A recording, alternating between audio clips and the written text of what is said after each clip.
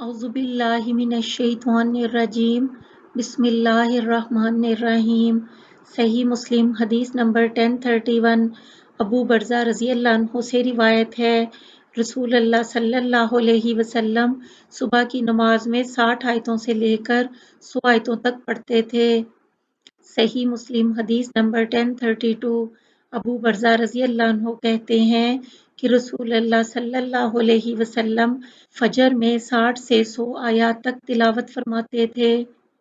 صحیح مسلم حدیث نمبر 1033 ام فضل بنت حارث رضی اللہ عنہ نے عبداللہ بن عباس رضی اللہ عنہ کو سورہ والمرسلات عرفا پڑھتے سنا تو کہا، بیٹا تو نے یہ سورت پڑھ کر مجھ کو یاد دلایا۔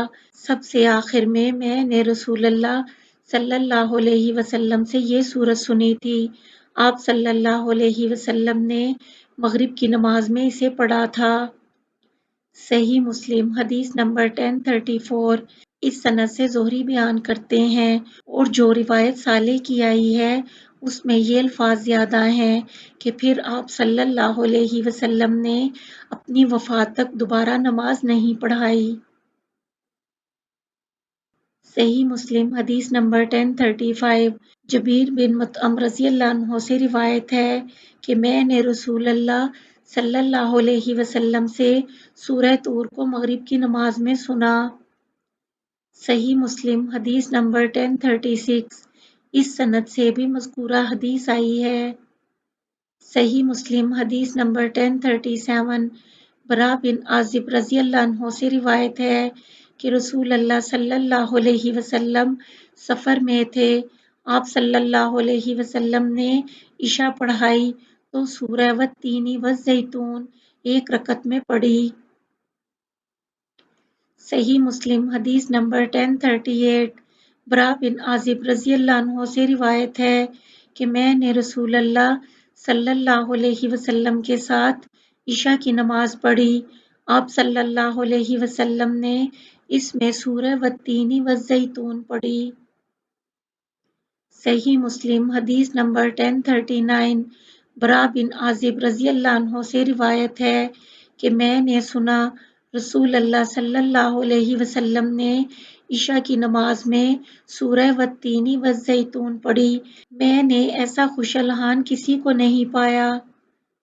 صحیح مسلم حدیث نمبر 1040 جابر رضی اللہ عنہ سے روایت ہے کہ معاذ بن جبل رضی اللہ عنہ رسول اللہ صلی اللہ علیہ وسلم کے ساتھ نماز پڑھتے، پھر گھر آ کر اپنے لوگوں کی امامت کرتے۔ وہ ایک رات رسول اللہ صلی اللہ علیہ وسلم کے ساتھ عشاء کی نماز پڑھ کر آئے، پھر اپنی قوم کی امامت کی اور سورہ بقرہ شروع کر دی۔ ایک شخص نے منہ موڑ کر سلام پھیر دیا اور اکیلے پڑھ کر چلا گیا۔ لوگوں نے کہا، شاید تو منافق ہے۔ وہ بولا، نہیں، میں منافق نہیں ہوں۔ اللہ کی قسم میں رسول اللہ صلی اللہ علیہ وسلم کے پاس جاؤں گا اور آپ سے کہوں گا۔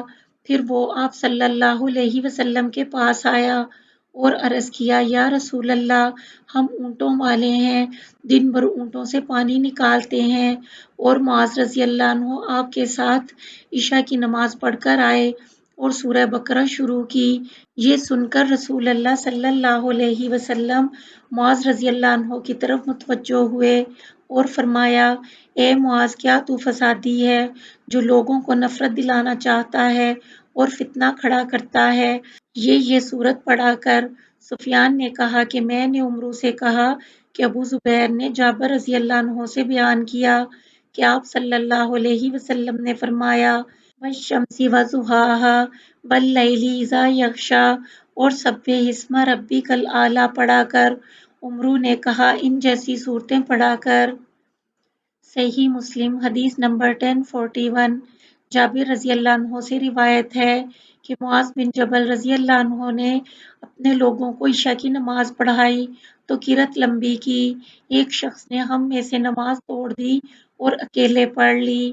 معاذ رضی اللہ عنہ کو جب یہ خبر پہنچی تو انہوں نے کہا، وہ منافق ہے۔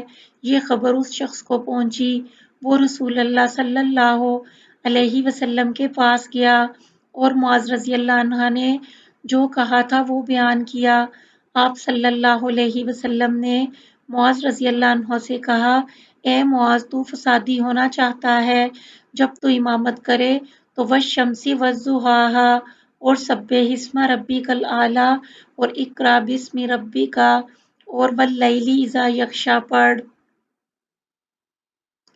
صحیح مسلم حدیث نمبر 1042۔ جابر بن عبداللہ رضی اللہ عنہ سے روایت ہے کہ معاذ بن جبل رضی اللہ عنہ عشاء کی نماز رسول اللہ صلی اللہ علیہ وسلم کے ساتھ پڑھتے، پھر اپنے لوگوں میں آ کر وہی نماز پڑھاتے۔